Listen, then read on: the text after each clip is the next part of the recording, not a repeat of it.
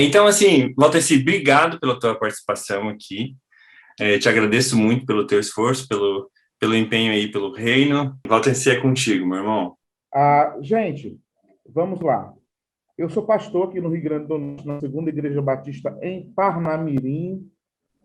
Se ninguém nunca ouviu falar em Parnamirim, está ouvindo agora. É onde tinha aqui o antigo aeroporto de Natal, mas que ficava em Parnamirim. Hoje o aeroporto é em outra cidade, é em São Gonçalo do Amarante. E eu pastoreio a Segunda Igreja Batista aqui em Parnamirim, né? E, além disso, eu tenho uma função aqui já no meu segundo mandato político, mas não tem nada a ver com Câmara de Vereadores e nem Assembleia Legislativa, mas como presidente da Ordem dos Pastores aqui batistas do Estado. E aí eu caminho com alguns colegas que o Francisco acho que conhece da Missão Aleph. Inclusive, eu peço oração mais uma vez, acho que pedi semana passada, pelo pastor Douglas Lamp, que é da missão Aleph. Ele estava para voltar já para os Estados Unidos. O tempo dele aqui de missão foi concluído, e aí ele pegou a Covid e está entubado ainda, precisando de tratamento. E eu peço que vocês, quando lembrarem, aí orem pelo pastor Douglas Lamb, um americano que serve com a gente aqui na Missão Aleph já há muito tempo, e que agora, no ano dele retornar para o país dele, da aposentadoria dele, ele está entubado. Então, quando vocês orarem, orem por ele, né? Esses livros que estão aí, eu acho que vocês já estão vendo, são alguns livros que eu tive a oportunidade de escrever. Alguns carreira solo, né? Eu escrevi sozinho, como esse livro que tá aí na foto, que é O que não é missão integral. Francisco botou o tema aí, O que não é missão integral, né? Para falar sobre René Padilla. E aí tem esses outros livros aqui que o Fé Encarnada também é um lançamento meu. E tem outros livros aqui, Igreja e Cidade, Vocação e Missão, que foi lançado pela Ultimato no ano passado. Bem, tem alguns livros que foram lançados por mim, outros que foram organizados e que têm capítulos meus que trabalham sempre o tema da teologia pública, né? Sempre o tema, na maioria deles, é o tema da teologia pública, da ação da igreja para além da do seu contexto templário, né? A ação da igreja para além disso. E aí eu me instrumentalizo já há algum tempo com a teologia latino-americana, né? E quase todos os teólogos aí, ou pelo menos que estiveram ali em Lausanne, em 1974, eu tenho algum conhecimento sobre eles e dialogo com eles naquilo que eu costumo escrever. E naquilo que eu costumo falar também sobre teologia latino-americana, mas, assim, então eu me instrumentalizo com isso, né? Atualmente, atualmente eu estou fazendo um outro mestrado aqui na Universidade Federal do Estado na área também de teologia pública, e aí a minha análise agora é sobre as questões que envolvem o meio ambiente, né? Qual é o impacto das igrejas relacionadas aí à questão ambiental no Brasil? Mas isso também tem a ver com missão. Eu costumo dizer que missão é um guarda-chuva enorme, né, quando a gente pensa em missão, e que abaixo desse grande guarda-chuva nós temos várias questões que são importantes para serem pensadas do ponto de vista do nosso contexto, do contexto em que nós vivemos aqui. E uma dessas questões hoje que eu estou analisando é a questão ambiental.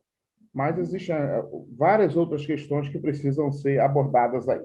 Ok? Mas vamos lá falar um pouquinho sobre o René Padilla, esse que é conhecido, né, como o pai da missão integral, aquele que forjou o que deu nome ao integral, com aquela declaração muito conhecida, o Evangelho todo, para o homem todo, em todo o seu contexto, e aí ele fica conhecido como aquele que pensa a missão no seu contexto da integralidade, não num contexto apenas da evangelização.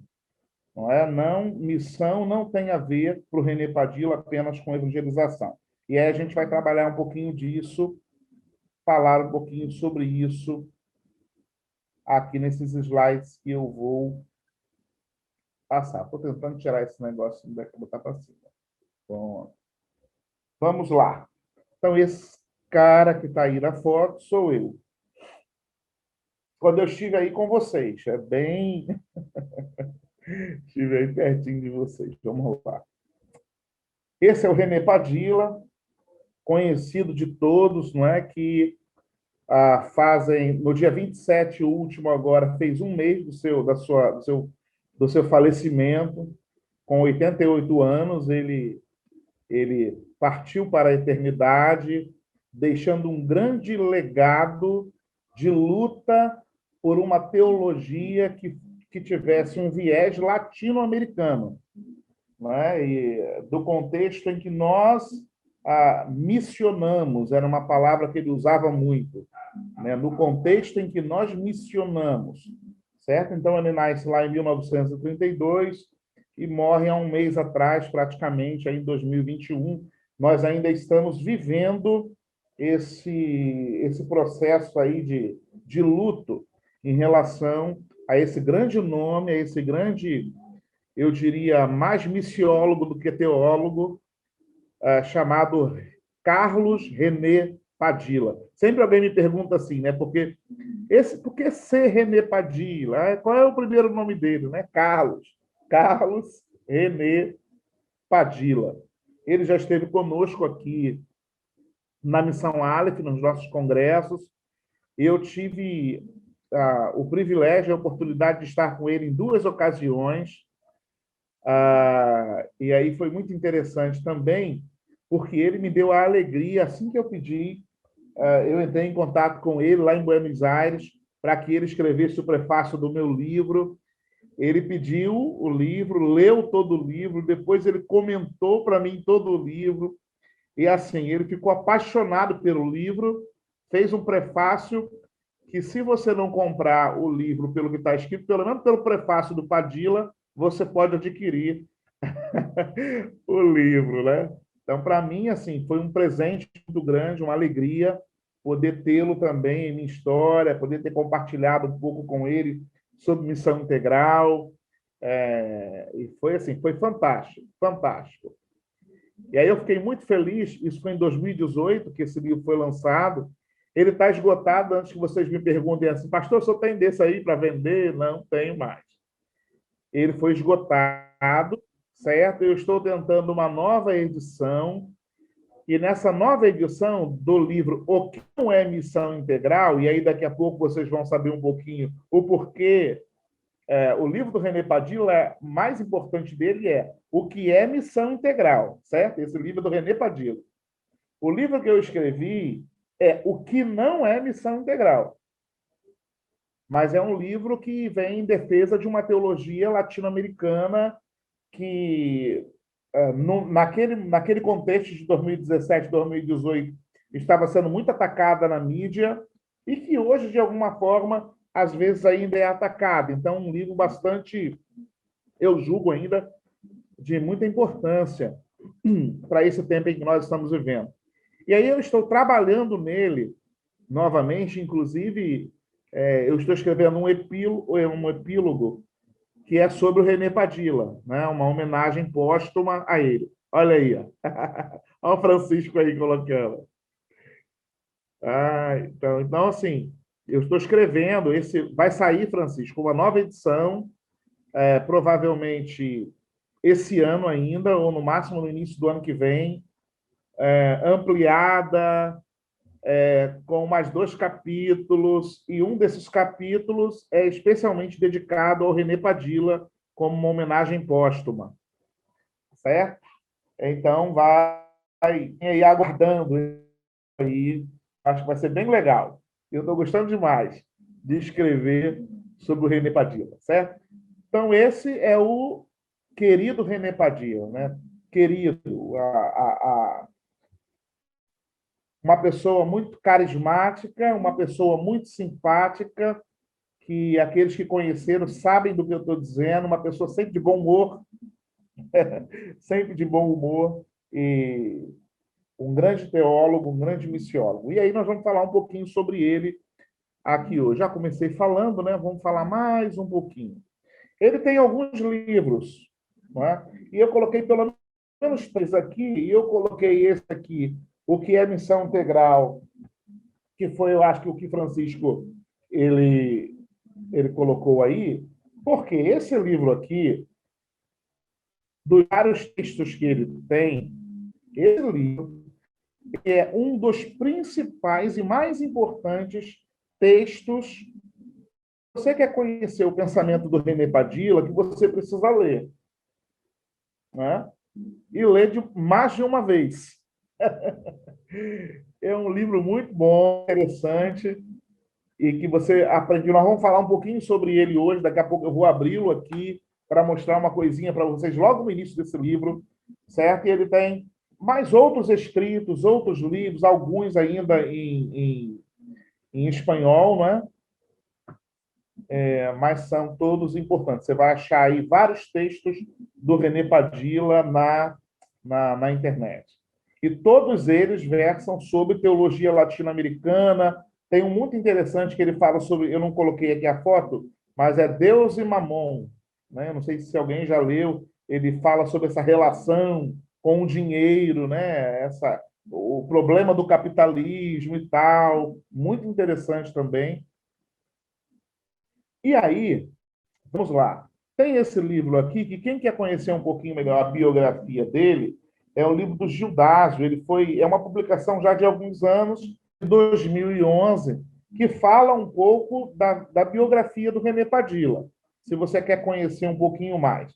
Só que você há de convir comigo que é um livro que, se ele é de 2011 e ele não foi atualizado, pelo menos agora, pelo que eu saiba, então ele está devendo aí pelo menos 10 anos da história de René Padilha ainda para uma atualização. Mas é um livro que a gente já consegue ler também alguma coisa interessante sobre ele.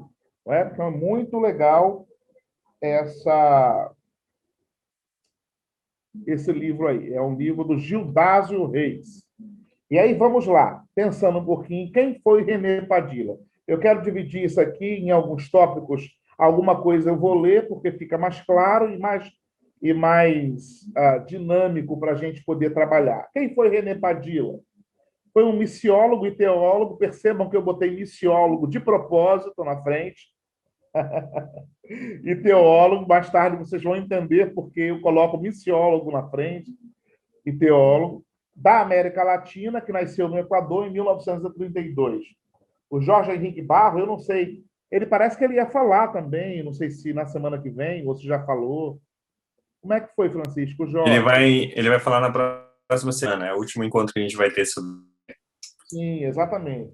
Então, Jorge Henrique, que é um dos fundadores lá da FTSA, né, da Faculdade Teológica Sul-Americana, ele trabalha a questão da despedida, né? Ele faz uma homenagem, a faculdade faz uma homenagem ao René Padilha, depois de tanto tempo que ele serviu também a Faculdade Teológica Sul-Americana, né? Os seminaristas de lá respiram a teologia latino-americana, respiram René Padilha, Orlando Costa, Samuel Escobar, Pedro Arana, toda essa turma que eu acho que vocês já ouviram falar sobre eles aqui, e que são muito importantes para a teologia latino-americana, mas certamente que todos eles, se tivéssemos a oportunidade de perguntar a todos eles da importância de René Padilha na própria vida desses outros, foi de fato muito importante, né? O Orlando Costa já não está mais conosco, já faleceu há um bom tempo, mas, se eu não me engano, Samuel Escobar, Pedro Arana, inclusive possivelmente o prefácio do próximo livro da Aleph será feito pelo Pedro Arana. A Aleph, essa missão aqui do Nordeste, que ajudado a líderes e igrejas no âmbito da missão integral, ela tem um cuidado muito específico em trazer os clássicos da missão integral, para que a gente não se perca no caminho. Então, a nossa preocupação, quando a gente quer falar sobre missão integral, a gente tem que ter René Padilla, porque ele é o clássico da missão integral. A gente tem que ter Orlando Costas, a gente tem que ter o Samuel Escobar, a gente tem que ter o Pedro Arana, entendeu? Então, assim, são clássicos da teologia latino-americana e que nós precisamos ler esses clássicos. E aí ele nasce em uma família pobre, lá em Quito, né? O Jorge Barro diz isso. Eu não sei se vocês quiserem ver melhor esse texto completo. Vocês entram lá no site da FTSA e vocês vão ver esse texto completo do Jorge Barros lá. E aí os pais dele mudam para a Colômbia devido àquela grande depressão, né, americana, ao colapso americano. E aí, então, uma crise financeira muito grande. E o René Padilla acaba vivendo isso, pelo menos aí durante 7 ou 8 anos da sua vida, lá no seu início, ele vive um pouco disso aí, porque ele nasce em 1932, se eu não me engano, essa Grande Depressão, o término dela é por volta de 1937 ou 39, então ele está ali com alguns anos, então ele viveu um pouco disso com seus pais, que eram de origem também humilde, né? Seu pai tá aí, era um alfaiate, ele era de uma origem muito humilde, mas alguém que viveu de perto as dores desse tempo. A história da vida de Padilla foi surpreendente. Essa fonte eu tirei do Christianity Today, é uma revista, é um site também, e ela diz assim: a história de vida de Padilla foi surpreendente em seu alcance global, desde uma infância pobre na Colômbia e no Equador, até chegar a inspirar evangélicos em todo o mundo. Ele ministrou com missionários americanos Jim Elliot, Ned Sainz, Pete Fleming, antes de suas mortes prematuras perto de Quito, em 1956, por conta da missão também. Um, inclusive, desses era piloto. Foi tradutor nas cruzadas de Billy Graham pela América Latina, na década de 1960. Ele era o tradutor de Billy Graham e foi amigo íntimo de John Stott, que também fizemos agora. Eu tive até a oportunidade de falar também sobre John Stott, sobre a questão do pastoreio e a pregação na ótica de John Stott. Está lá no site da Ultimato e da Aleph também, se eu não me engano, no mês passado, mês retrasado, que foi o centenário da morte de John Stott, certo? Então, nós fizemos uma semana, não sei se alguns de vocês participaram, mas está lá gravado no site da Ultimato, falando sobre John Stott. E John Stott ficou um amigo muito íntimo de René Padilla, principalmente após 1974, quando há aquele grande congresso lá em Lausanne. E aí, então, o John Stott é o relator do Pacto de Lausanne. Depois desse momento, eles viram amigos íntimos, tá? Mas vamos continuar aqui essa leitura para a gente entender melhor. Há quem acompanhou em viagens também para palestrar na década de 70. Serviu de ponte para eliminar a divisão crescente entre uma geração mais jovem de evangélicos do sul global e líderes dos Estados Unidos e Grã-Bretanha. Estava havendo aí uma espécie de enfrentamento por conta da teologia praticada pelos estadunidenses e pelos nossos irmãos também da Grã-Bretanha, com os nossos jovens da América Latina, que tinham uma cabeça muito diferente da cabeça deles e queria pensar fora um pouco da caixa do aspecto missionário que eles traziam. E aí, então, o René Padilla é aquele que vai ser uma espécie de apaziguador dos ânimos, inicialmente, para que, então, se possa pensar sobre isso. Liderou organizações evangélicas globais. Ele também teve seus escritos amplamente publicados em jornais teológicos e publicações estudantis, diversas, certo? Vamos aqui. Vamos falar um pouco da vida dele. Sua formação teológica, 1956 ele estudou teologia no Eton College. Em 1959 ele já era formado em filosofia e concluiu seu mestrado em teologia. E o grande feito na área acadêmica de René Padilla acontece em 1965, quando ele conclui o seu doutorado em filosofia, o seu PhD, na Universidade de Manchester, orientado pelo célebre teólogo, conhecido teólogo F.F. Bruce.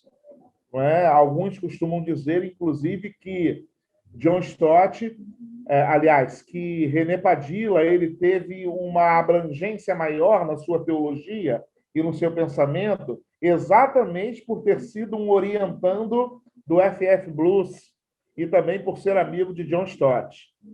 Certo? Por conta disso, esse teólogo da América Latina, vocês sabem que, se hoje ainda nós sofremos um pouco com uma teologia colonial, certo? Você imagina a época dele. Então, ele tinha como uma espécie de ponte para que ele falasse, inclusive no Congresso de Lausanne.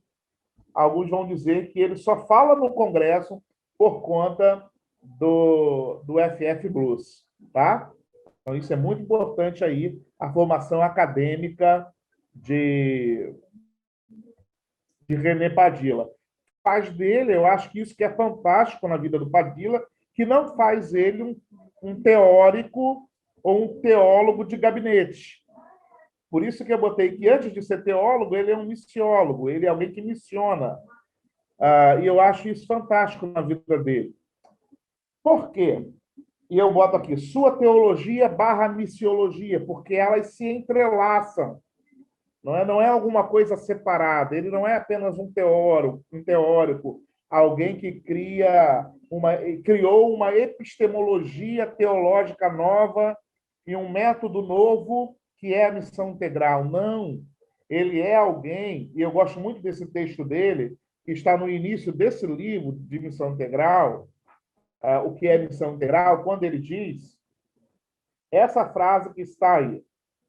Olha, na página, logo bem no início, na página 9, ele diz assim, no prefácio: meus leitores saberão desculpar-me por começar afirmando que quase todos estes escritos são, por assim dizer, escritos de trincheira. Então, eu costumo dizer, inclusive no epílogo do livro que eu estou colocando no livro, O que não é missão integral, eu chamo ele do missiólogo da trincheira. É aquele que produz a sua... Quando você pensa em trincheira, você pensa em quê? Você pensa exatamente naquele local, naquele esconderijo protegido, onde os soldados eles estão em pleno campo de batalha e estão ali se escondendo das bombas, das armas do inimigo.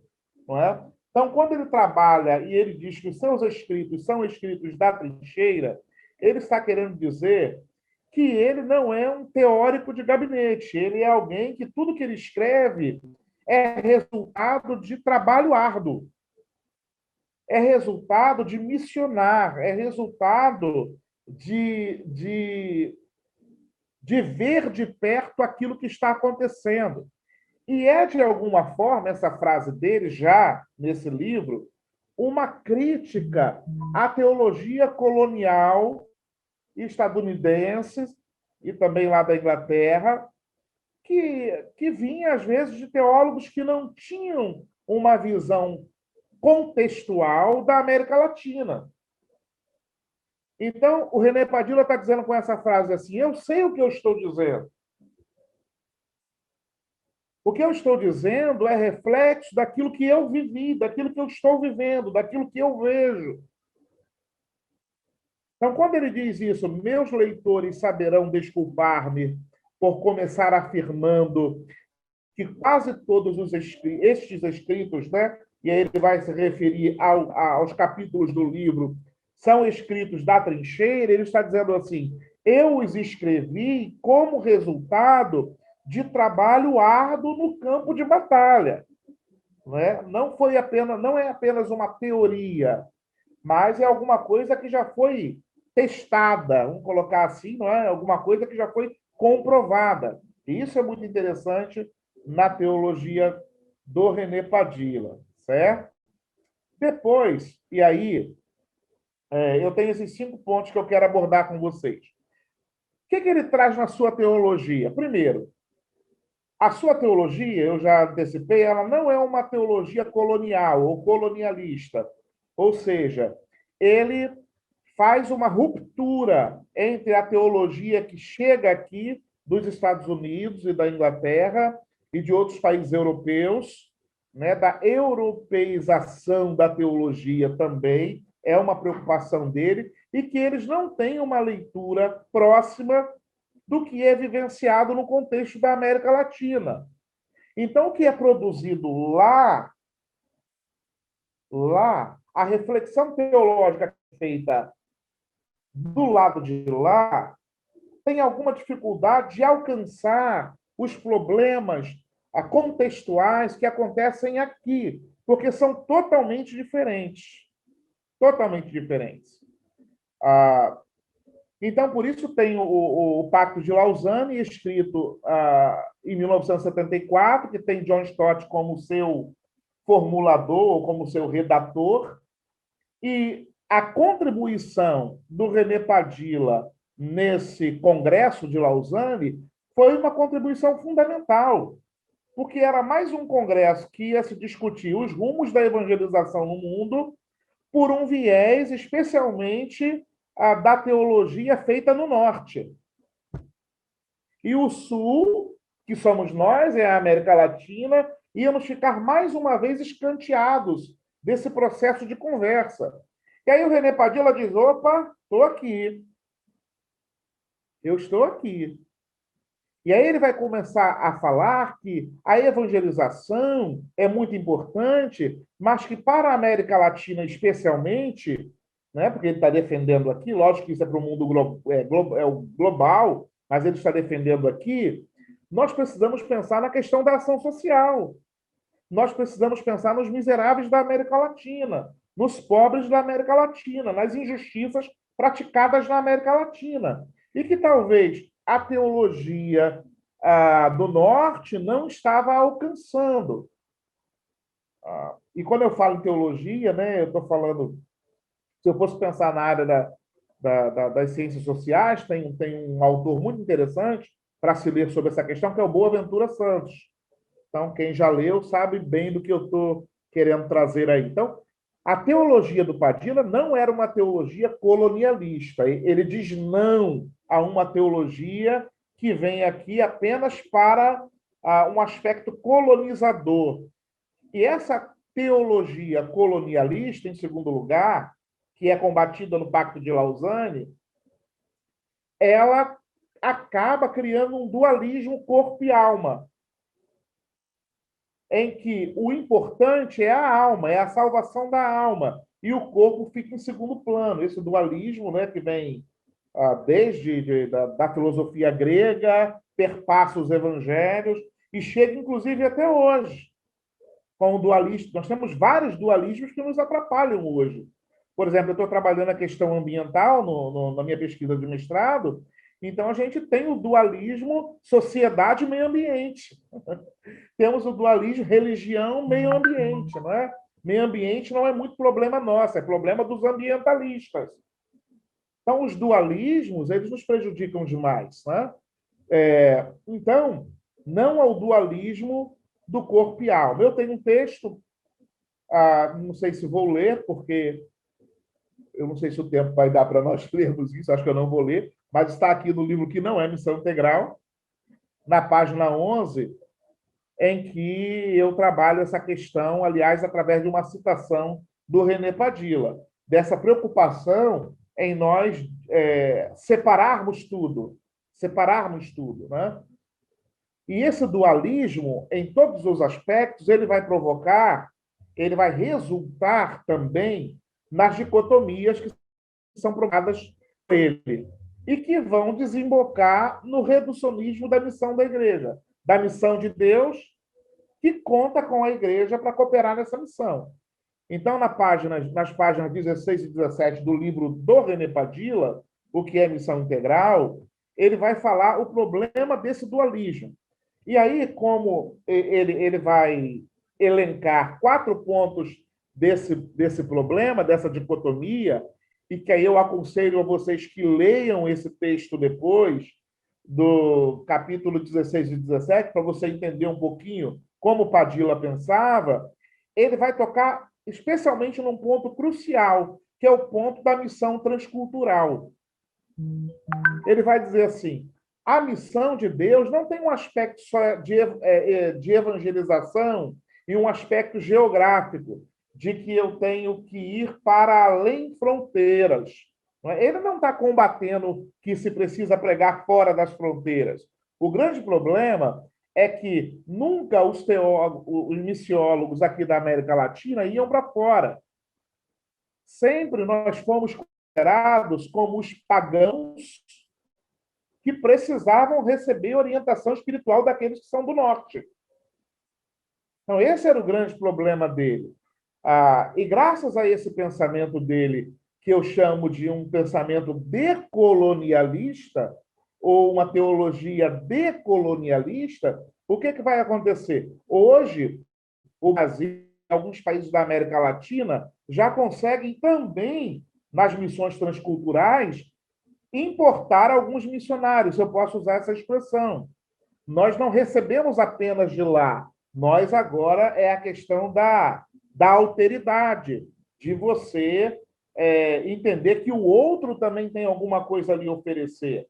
E o problema do Padilla, no Congresso de Lausanne e nos seus textos, que o angustia, é que sempre o Sul não tinha nada para oferecer, se visto do ponto de vista do Norte. Então, a preocupação dele era sempre essa. E a briga dele era com isso. Então, no ponto 3, ele diz não às dicotomias provocadas pelo dualismo que desemboca nesse reducionismo da missão, que diz que missão é apenas evangelização e nada mais. E aí, inclusive, ele traz isso, trazendo à memória um grande missionário, que é o William Carey, que é o pai das missões modernas, né? Foi missionário na Índia, um grande missionário que plantou igrejas, abriu escolas, fez um trabalho de missão integral fantástico, William Carey, mas que depois disso, quando ele começa a institucionalizar algumas missões, missão tal para tal lugar, parece que essas missões vêm com o pensamento de que elas precisam implantar, por exemplo, o René Padilla diz, o jeito americano de ser nos países da América Latina. Tem que ser. Se não for, como lá, não serve a teologia praticada aqui. Certo? Então, e aí ele dizia, mas são contextos diferentes. E ele vai dizer, então, no ponto 4, sim, a uma missiologia contextual, ou seja, uma teologia do contexto, em resposta às dicotomias que reduzem a missão. Está lá na página 20 a 22 do livro que é Missão Integral. Ele vai dizer sim a essa missiologia do contexto.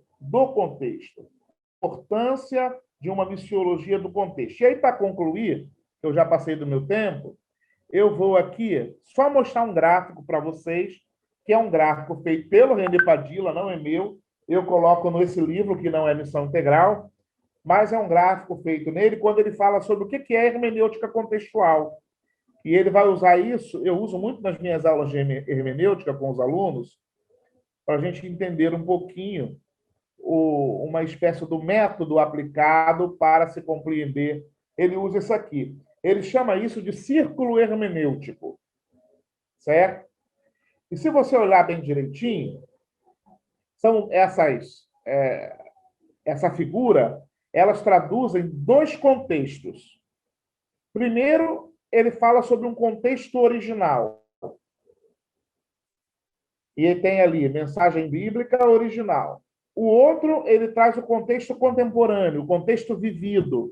E ele traz lá a mensagem bíblica hoje. O que ele quer dizer com isso? Se vocês perceberem, esses dois contextos, eles não estão ligados. O contexto não está ligado, que são os círculos.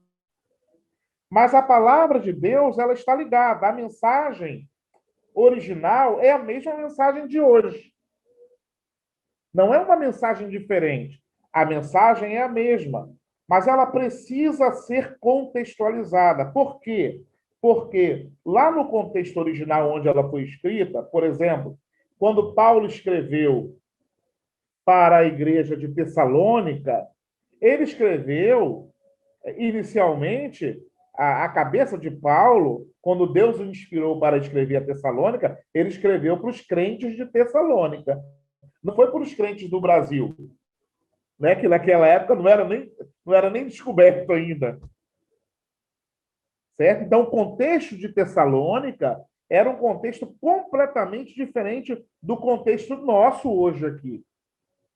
Então, algumas coisas do contexto não se aplicam. Por isso que a gente tem, às vezes, uma dor de cabeça muito grande quando a gente tenta importar uma coisa de fora. Acho que o Francisco falou isso aí.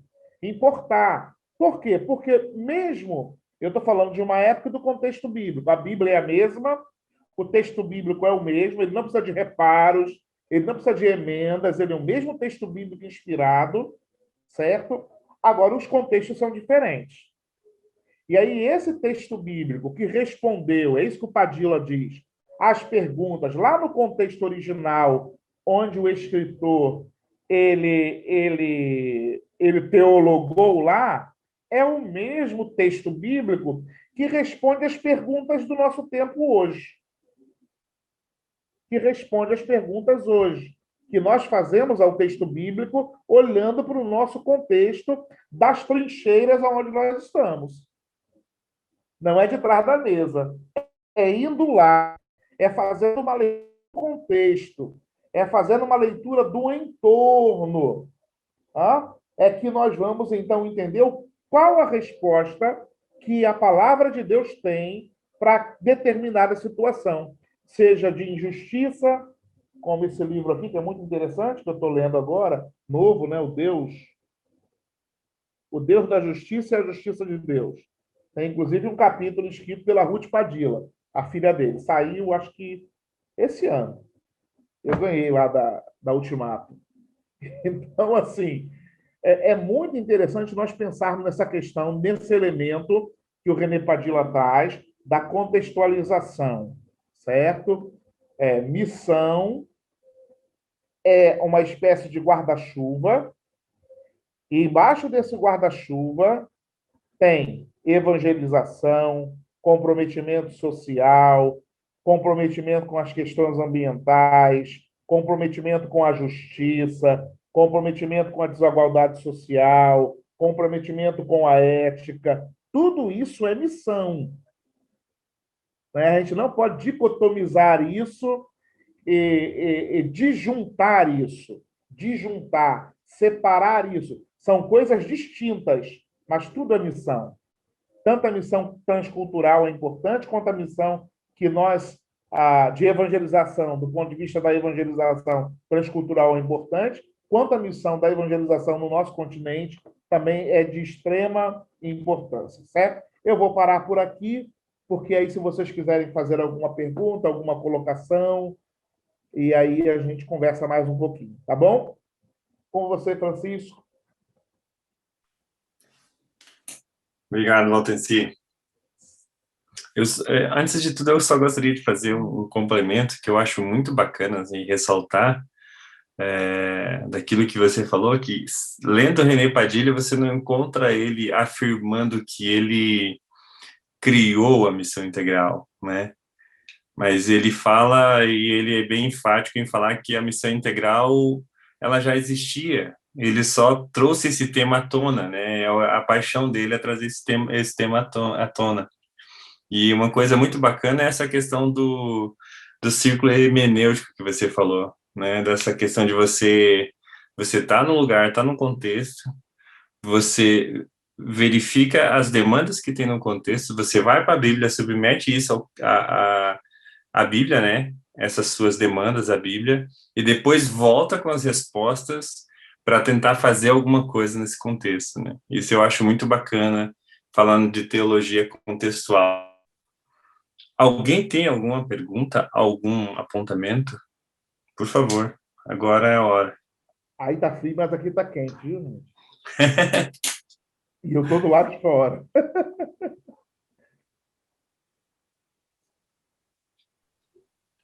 Boa noite. Boa noite a todos. Boa Boa noite, noite. Fernando Edmilson, seminarista aqui da Segunda Igreja Batista em Parnamirim. Amém. Só queria fazer uma pergunta. Há quanto Se eu não tempo... souber, eu respondo depois. Tá certo. Pelo Zap, né, pastor? Há quanto tempo se debate missão integral no Brasil? No Brasil, esse debate começa aí praticamente na década de 70, não é? Praticamente na década de 70, quando tem a Fraternidade Teológica Latino-Americana, que ela é formada, e então ela começa a trabalhar a questão de uma teologia latino-americana. Quando a gente fala missão integral, mas o que a gente fala, eu nem gosto muito da nomenclatura teologia da missão integral, apesar de eu ter usado no meu primeiro, no livro Fé Encarnada, o nome Teologia da Missão Integral. Eu, nesse livro, o que não é missão integral, eu não chamo de teologia, eu chamo de movimento de missão integral, não teologia. Não tenho nada contra quem chama de teologia, mas eu optei fazendo uma leitura, e acredito que o René Padilla também defende muito isso, a questão de um movimento de missão integral e não de uma teologia da missão integral. Agora, nós temos uma teologia latino-americana, né? A teologia latino-americana, ela abarca o que nós chamamos do movimento de missão integral. Eu acho que e aí a teologia latino-americana, ela não tem só René Padilla, né? Ela tem o Orlando Costas, que trabalha muito a questão até da evangelização, uma evangelização libertadora e tal, né? Fala sobre crescimento de igreja, fala sobre a questão diaconal do serviço. Temos o Samuel Escobar, que também trabalha muito essas questões. Então, nós temos outros pensadores, não é, de uma teologia latino-americana. Então, essa teologia, como o Francisco disse, ela sempre existiu. A teologia latino-americana, esse modo de fazer teologia aqui na América Latina sempre existiu. Agora, o que René Padilla ele diz, e com clareza aí o Francisco colocou, é que ele veio trazer esse tema positivamente. Porque nós só comemos aquilo que vem de fora e, às vezes, nem digerimos muito bem o que vem de fora e ficamos com aquilo ali. E ela teve, acredito que, um enfraquecimento, um arrefecimento à teologia, e aí por isso eu escrevi esse livro, só para aproveitar a fala do Edmilson, o que não é missão integral. Por quê? Quando René Padilla veio trazendo fazendo uma defesa dos mais vulneráveis, dos injustiçados, daqueles que, de alguma maneira, sofrem e não são acolhidos e acudidos por ninguém, logo falaram assim, isso aí é marxismo. Isso é marxismo, né? E aí eu faço uma pergunta nesse livro aqui, o que veio antes? Se foi Jesus ou se foi Karl Marx? Né? Porque Jesus é muito anterior a Karl Marx. Se alguém copiou de alguém, só pode ter sido Karl Marx. Se ele tem alguma coisa de defender os pobres, só pode ter sido Karl Marx que copiou de Jesus, não pode ter sido o contrário. Né? Então, o movimento de missão integral, essa é uma das defesas que eu faço aqui, esse livro, ele traz o que não é, porque a missão integral e a teologia latino-americana, ela começou a ser acusada de que ela é esquerdista, de que ela é uma imitação de uma outra teologia latino-americana, católica romana, que é a teologia da libertação, do Leonardo Boff, do Clodovis Boff e tal, e começaram a dizer, não, isso aí é catolicismo, é o braço evangélico do catolicismo. Então, eu resolvi escrever um livro dizendo que ela não é. E aí, nesse livro, eu só o que não é. Aí eu coloco no primeiro capítulo. O que ela não é? Ela não é marxismo, ela não é teologia da libertação, ela não é liberalismo teológico, ou seja, uma teologia que permite tudo e que abre mão de princípios fundamentais do evangelho. Ela não é liberalismo teológico, né? Ela não é apenas uma teologia assistencialismo, ela até tem assistencialismo, porque o assistencialismo, em algumas.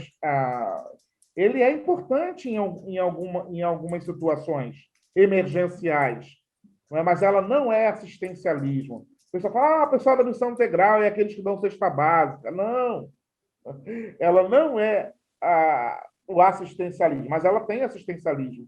E ela não é teoricismo, é o que eu coloco aqui. Ou seja, ela não é uma teologia, ou ela não é um movimento que tem como mote principal ficar da mesa e apenas refletindo filosoficamente sobre o que está acontecendo no mundo. Não, ela é alguém que vai para o campo, ela precisa da situação real. Por isso é uma missiologia da trincheira. Por isso é uma missiologia do contexto. Ela precisa ler o contexto. Por isso a importância dela. Ok. A Sara tem uma pergunta, é isso, Sara? Oi, gente, boa noite, tudo bem? Sara, tudo bem? Foi um eco absurdo aqui, que está com o computador ligado também. Pastor, primeiro, muito obrigada aí pelo seu tempo, por compartilhar aí com a gente seu conhecimento, sua experiência. Eu estou com uma pergunta, na verdade, já engatilhada desde o primeiro dia que o Bebeto fez alguns comentários, algumas críticas que a gente já, enfim, consegue meio que dar nome aos bois, mas um pouco sobre replicar os modelos norte-americanos e europeus de evangelização e de missão, e que a gente sabe que são modelos que se propagam muito, muito rápido, né, e tentam encaixar em muitas culturas. E aí eu lembro que muitos anos atrás, eu não sei se foi 2010 ou até antes disso, que surgiu aí uma palavra profética sobre o Brasil, de que o Brasil seria um celeiro de missões. Então, que muitas pessoas serão enviadas a partir do Brasil para outros lugares e tudo mais. E aí eu fiquei pensando, né, assim, poxa, se isso tivesse acontecido numa perspectiva da teologia latino-americana, teria sido muito, muito legal, teria sido muito efetivo. Mas o que a gente vê, e até através de eventos recentes, eventos muito grandes recentes, é que o Brasil se coloca meio que nesse lugar de ser um celeiro de missões, de preparar missionários, mas ainda replicando esse mesmo modelo. Então, ele traz para si esse lugar de formação de missionários, mas acaba replicando o mesmo modelo estrangeiro, né, por assim dizer. E daí a minha pergunta, na verdade, não sei nem se é uma pergunta ou se é uma reflexão, é como que a gente consegue trazer essa percepção para as pessoas? Porque as pessoas, de fato, se sentem chamadas, se sentem vocacionadas, se sentem mobilizadas por isso, né? Assim, Deus está me chamando para fazer alguma coisa e tal. Mas acabam repetindo os mesmos modelos. E aí, quando a gente faz uma proposta diferente, entra dentro daquilo que você comentou, né? Parece que é algo político, parece que é algo marxista, parece que é algo enfim, socialista e tudo mais. Então, como ver esse campo tão grande, com tanta gente interessada e disposta a fazer alguma coisa, mas meio que presa, rodando atrás do rabo, né? Fazendo as mesmas coisas que sempre foram feitas. Exatamente. Eu acredito que só a leitura, só isso que vocês estão fazendo, a reflexão, o bate-papo, olhando para esses autores da América Latina, porque enquanto a gente continuar lendo apenas teologia de fora, não é? Que dizem como você tem que fazer, que não tem nunca nada a aprender e só a ensinar, nós vamos continuar sendo subjugados a um sistema que vai nos dizer o que tem que fazer sempre, mesmo de fora para cá. Como é que pode, né? O camarada nunca veio aqui no Brasil, por exemplo, não sabe a realidade das favelas do Brasil. Como é que vai falar de favela no Brasil? Como é que pode uma coisa dessa, né?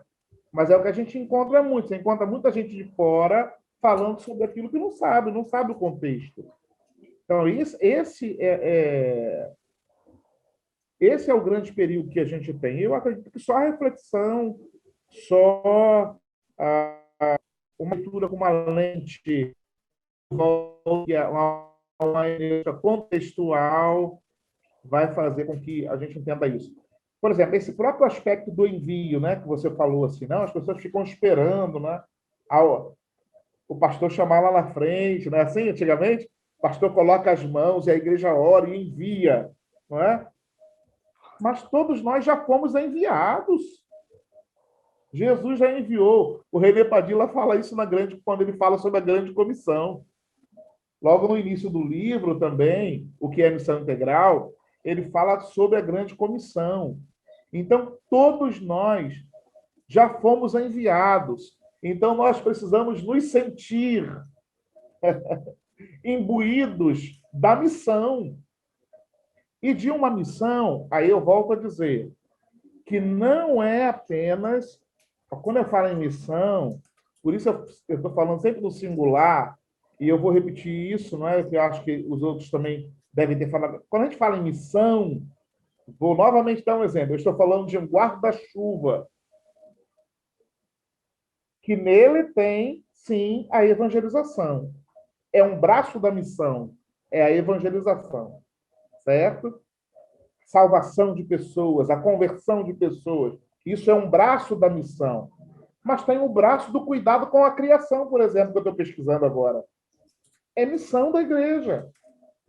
Educar as pessoas para cuidar do meio ambiente. É missão da igreja. Né? Então, a missão, ela abarca vários aspectos. E não simplesmente o aspecto da salvação da alma, que é tão importante, mas que é apenas uma... quando vem de fora para cá, eu acho que nem vem. Eu acho que isso foi sendo desconstruído pelas missões que começaram a vir. Por quê? Porque quando a gente olha para alguns missionários, né, como Carey, como outros missionários do passado, e que você percebe que eles tinham cuidado com a justiça, que eles se preocupavam com a sociedade, que eles se preocupavam com questões médicas, que eles se preocupavam com tudo. Você fala, poxa vida, esse pessoal, vamos botar assim, ele já pensava e fazia missão integral lá atrás. A pergunta é, onde nós nos perdemos? E aí eu tenho uma resposta. Uma hipótese, né? Senão eu estou sendo muito pretensioso. Uma hipótese. Eu escrevi em um dos livros da Aleph, e escrevi também para o Seminário do Sul, lá no Rio de Janeiro, um artigo numa revista deles, teológica, que eu falo sobre o problema da numerolatria e da numerofobia. Ou, no livro da Aleph, o capítulo é o dilema entre o crescimento da igreja e... Eita, até esqueci o outro. Crescimento, depois é o quê? O antônimo. Diga aí que eu esqueci. 3 dias de aula, gente. Minha cabeça está... O dilema... Fala aí, Francisco, qual é o capítulo? O livro está bem aqui agora. Eu tenho vários livros aqui. Então, ele fala sobre o crescimento da igreja. E, então, trabalha a questão de uma teologia do crescimento da igreja, que também é estadunidense, que chegou aqui no Brasil e que aí começou com o negócio de, não, o importante são os números. Né? O Tim Keller ele tem uma pesquisa que não sei se está em algum livro, mas eu tenho a pesquisa dele, que trabalha a questão da liderança, de como é vista a liderança hoje no Brasil, só no Brasil não, no mundo todo. Como é que é visto hoje um bom pastor, um bom líder? É aquele que traz gente para a igreja. Porque se ele não trouxer gente para a igreja, ele não é um bom líder. Então, como é que é medido o sucesso do ministério pastoral de alguém? Pelos números. Então, os números são importantes, lógico, uma multidão seguia Jesus, mas eles não são o nível para que a gente possa medir o aspecto, o missiômetro, eu diria aquele negócio assim que vai, da igreja, de como está. E aí eu trabalho o dilema entre quantidade e quantidade, o dilema entre qualidade e quantidade. É o capítulo. Crescimento de igreja, o dilema entre quantidade e qualidade. Então, vem uma escola também norte-americana, traz esse problema para a gente, traz aqui para o Brasil, e aí as igrejas hoje andam numa loucura de que tem que, a todo custo, só trazer gente para a igreja. Isso é importante demais. Mas essas pessoas que vêm para a igreja, elas são vistas apenas como, vou usar a palavra que a gente usa, né? Como almas salvas, que vão povoar o céu, ou como pessoas que, como o René Padilla diz, elas têm que ser vistas holisticamente. Como é que está a vida social delas? Como é que está a questão da moralidade? Como é que está a barriga delas? Como é que está, entendeu? O contexto onde elas vivem, da cabeça delas, os traumas. Como é que está isso tudo? Por isso que é o evangelho todo. E ele diz assim, para o homem todo. Não é só para a alma. Não é para uma dimensão do homem. Isso é dualismo. Não é? Não existe assim. Não pode existir um Waldensi dentro da igreja, que é um Waldensi, e fora da igreja, que é outro Waldensi. Não pode. Isso é dualismo. Isso é quase coisa de louco, né? Então, não pode existir. O mesmo Waldensi que está na igreja é o mesmo que está em casa, é o mesmo que está na rua, é o mesmo que está no trabalho, é o mesmo que está lá na faculdade. Então, é essa preocupação. Mas esse problema do movimento de crescimento de igreja, que é combatido, inclusive, já lá atrás por Orlando Costas, quando ele traz assim, a igreja ela tem que crescer, e eu coloco isso nesse artigo, nesse capítulo, que a igreja tem que crescer em algumas dimensões. Eu acho que quem falou sobre Orlando Costas aí pode ser que tenha falado sobre isso. Ela tem que crescer na dimensão numérica? Tem, não é? Porque o evangelho tem que alcançar o mundo. Mas ela precisa crescer também na dimensão diaconal, do serviço ao mundo e às pessoas. Ela precisa crescer também organicamente. Ela precisa crescer também do ponto de vista numérico, diaconal, orgânico e conceitual na sua teologia. O que a gente está fazendo aqui hoje, nessa proposta de vocês? É tentando crescer conceitualmente. Isso é crescimento.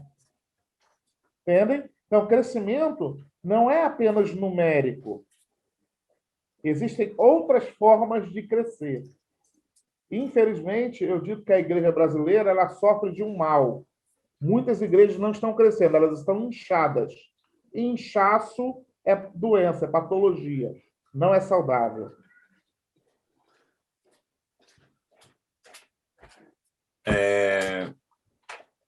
Completando só o que a Sara falou ali a respeito de missão, isso é uma coisa que sempre me incomoda, sabe? Porque para muitos da igreja o missionário é aquele que vai, né? Aquele que vai para Moçambique, para África, e nunca aquele que fica, né? Isso que o Waldensi falou, que a igreja está em missão, né? Ela está em missão aqui, ali e aonde for. Então, assim, o mesmo missionário que vai para fora, também tem missionários que, por exemplo, que limpa a igreja, né? Que cuida da mesa de som, também é um missionário, né? E nós fomos catequizados por essa teologia de fora, que missionário é aquele que vai, é aquele que está lá na Argélia, que está lá em Moçambique, né? Então, assim, essa coisa que me choca muito, sabe? Que me deixa muito, muito triste com essa falta de compreensão da missão do evangelho, sabe? É isso que a gente tem que trabalhar contra, essa dualidade, essa dicotomia que as pessoas fazem, né? De separar uma coisa da outra, e isso é terrível, terrível. Isso que acaba muito com muitos missionários. Olha só, Francisco, ele diz assim aqui na página 14, isso que você está dizendo, olha. O propósito da missão, ele fazendo uma crítica ao René Padilla, ele diz assim, o propósito da missão era salvar almas e plantar igrejas, principalmente no interior, mediante a proclamação do Evangelho. Os agentes da missão eram principalmente os missionários, a maioria deles filiado a sociedades missionárias, que podiam ser denominacionais ou interdenominacionais. Os requisitos para os missionários variavam, mas certamente o primeiro deles, exceto, obviamente, a experiência da conversão a Jesus Cristo, era se sentir, geralmente, em um nível individual, chamado por Deus para o campo missionário. Tem muito a ver com o que você falou, o que Sara falou. Ainda tem gente hoje na igreja que está esperando o chamado. Não sei de quem. Está esperando um envio. Um chamado ou um empurrão, né? Está esperando um envio. Eu só vou quando eu for enviado. E aí, o René Padilla, ele fala sobre a grande comissão, quando a comissão diz assim, a grande comissão lá de Mateus 28, vão e façam discípulos. Bem, se existe alguém, pense só, né? Se Walter em si está esperando alguém mais importante do que Jesus para dizer para ele ir, eu estou mal na minha teologia. Porque Jesus já me disse, vá, Walter em si, e faça discípulos. Eu não preciso mais que ninguém me diga isso. Ele já disse. Agora, quando a gente fala em fazer discípulo de Jesus, é um outro problema que o René Padilla traz. Samuel Escobar também trabalha muito a questão do discipulado. A gente precisa entender e tirar um pouco da nossa cabeça que evangelização e discipulado tem a ver apenas com salvação de almas. Você precisa discipular, por exemplo, jovens como vocês, eu já passei já da conta, mas para assumirem, por exemplo, cargos públicos. A igreja precisa discipular jovens. Não, mas a igreja faz o dualismo, né? Que ela demoniza, ela diaboliza. Ela diz assim, não, a política é coisa do diabo, então não tem... E aí está do jeito que está, a América Latina. Misturar fé e política, então, esqueça. As pessoas, não, pastor, isso é coisa do outro mundo e tal. Nós precisamos discipular os jovens de hoje. Então, discipulado tem a ver, gente, com muita coisa. Não tem a ver só com salvação de almas. Nós temos que discipular realmente as pessoas da forma correta, como a Bíblia ensina. E aí o Padilla diz, em todas as áreas da vida. Ele repete isso várias vezes no seu escrito. Discípulos, que sejam discípulos em todas as áreas da vida. Entendem? Então, por exemplo, eu não sei se tem aqui, lá, eu não sei se tem algum médico aqui, eu sei que tem engenheiro, que eu já vi aí outro dia, tem administrador lá, como Edmilson. Então, assim, eu estou lá servindo, onde eu estiver servindo, eu preciso estar ali representando o reino de Deus, representando o governo de Deus. Isso é importante. Então, nós temos que discipular pessoas para estarem lá também.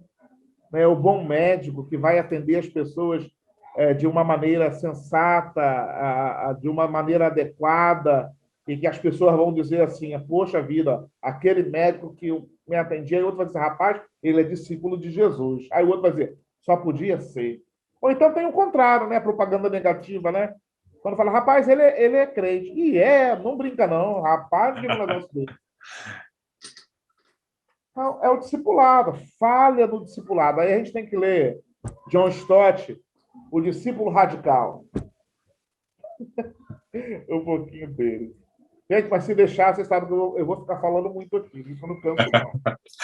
Ok. A gente já avançou um pouquinho no horário. Sobre isso. Eu também. A gente já avançou um pouquinho no horário, a gente vai finalizar. Mas eu gostaria de encorajá-los, a todos que estão aqui, de procurar buscar conhecer mais sobre esses teólogos que a gente tem, tá? Procurar conhecer mais sobre o que está sendo falado sobre teologia, o que está sendo produzido sobre teologia aqui no nosso continente. Isso é extremamente importante. Sim, valorizar a nossa cultura é muito importante. Francisco, me dê só mais um minuto, só para mostrar um negócio para vocês. Pode mostrar. Aí eu fiquei feliz de que o René Padilha, antes de falecer, ele veio ao Rio, veio ao Rio, né, de Buenos Aires ao Rio e a São Paulo. E aí o meu livro, que não é Missão Integral, já estava publicado e tudo. E aí, rapaz, um belo dia eu estou lá e quem é que liga para mim? De Buenos Aires? O René. Eu falei, rapaz, eu estou bem na fita de mar, né? Ele ligou, Edmilson, dizendo assim, que ele iria estar em algumas faculdades e seminários do Rio e São Paulo, e ele queria me pedir para que eu conversasse com a editora, para que lá onde ele ia palestrar estivesse os livros que ele prefaciou, o que não é Missão Integral. E aí, um dia eu estava conversando com um amigo, ele falou, rapaz, você viu o que o René Padilha escreveu na revista Ultimato sobre o seu livro? Eu falei, qual livro? Ele falou, o livro O que não é Missão Integral. Eu falei, rapaz, não brinca que ele escreveu lá na revista também. Escreveu. E aí, é bem legal, 2 linhas só. O número, quem tem a revista, olha, o número 378 de 2019. Pronto, essa revista ficou caríssima agora na minha mão, hein? Essa revista agora, para você ter na minha mão, vai demorar. Na página 40, tem o René Padilha falando sobre o que é missão integral. Aí, ele diz aqui, ó, deixa eu ver se eu leio. A acusação de que a teologia da missão integral é expressão de que a teologia da missão integral é expressão do comunismo se baseia na ênfase que essa teologia põe na justiça e nos pobres. Os críticos não levam a sério a ênfase que a Bíblia põe em Deus, que é justo e ama a justiça. Salmo 11, versículo 7. As passagens bíblicas que falam desse tema são inumeráveis. É uma base firme para o livro escrito pelo pastor Valdenci Oliveira, publicado pela Garimpa Editorial em 2018, sob o título O que não é missão integral. Por uma razão justa, o título do primeiro capítulo é Não é marxismo.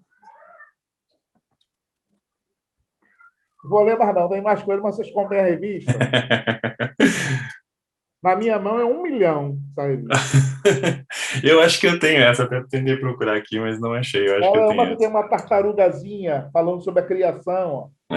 Eu tenho sim. No mar, né? A tartaruga aqui, ó, que morre aí no Brasil porque a gente polui as águas. Ok. Gente, essa revista é muito boa, hein? Se vocês quiserem parar de pagar o Netflix e começarem a pagar essa revista, eu acho que tem bem mais conteúdo. Mas é muito boa, sério. Vocês podem comprar o anual, acho que por R$60 ou R$50, se não me engano. Mas, gente, obrigado hoje. E, Valteci, te agradeço muito pelo teu tempo aqui com a gente. Obrigado mesmo de coração. A gente vai te incomodar mais vezes. Eu que agradeço. É um prazer estar aqui com vocês.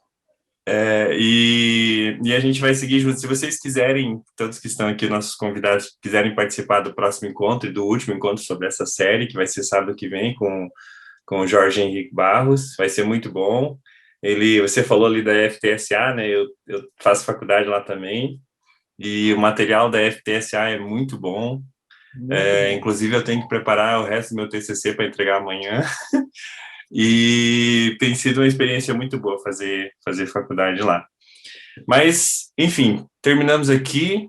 Quero agradecer de coração a você, a todos que acompanharam. Obrigado pelo carinho de vocês, pelo acompanhar de vocês nessa série. Tá bom? Valdecir, obrigado. Eu vou orar e daí a gente encerra. Pode ser? Um abraço, vamos orar. Vamos. Querido e amado Deus, te agradecemos por esse tempo, Deus, tão precioso. Te agradecemos pela tua provisão na nossa vida, Deus, tanto em conhecimento como em todas as outras áreas. Te agradeço pela tua misericórdia, Deus, em nos proporcionar tempos assim, apesar de ser online, que eu detesto, mas é o que temos para hoje. Somos muito gratos por isso, por essa conexão. Te agradeço porque o Senhor tem nos fortalecido com pessoas de longe, Deus, e de perto. Te agradeço também por esses irmãos que se dispõem a estar conosco durante esse tempo. E isso que é o legal do reino. O reino conecta pessoas, o reino, ele cria essa rede intermináveis de tentáculos que se espalham para o bem, para o avanço do teu reino.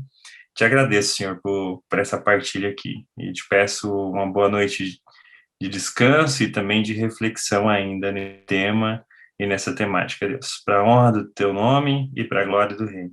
Amém. Amém. Um abraço, pessoal. Amém. Obrigado, Valdecir. Deus te abençoe. Vamos trabalhar. Estão enviados. Valeu, pastor. Obrigado. Até logo. Parabéns pela verdade, palestra. obrigado. Abraço, pessoal.